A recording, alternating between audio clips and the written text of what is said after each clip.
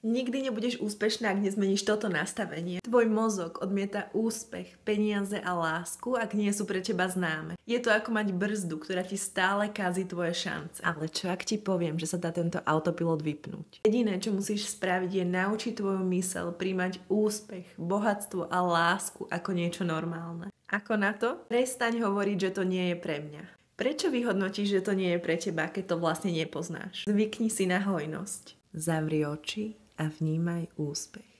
To, že máš dostatok peňazí.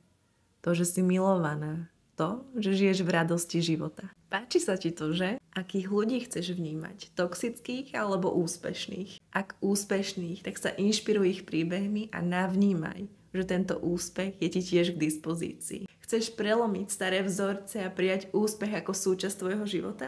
Pomôžem ti s tým cez RTT hypnózu. Ideš do toho? Napíš mi správu. Nikdy nebudeš úspešná,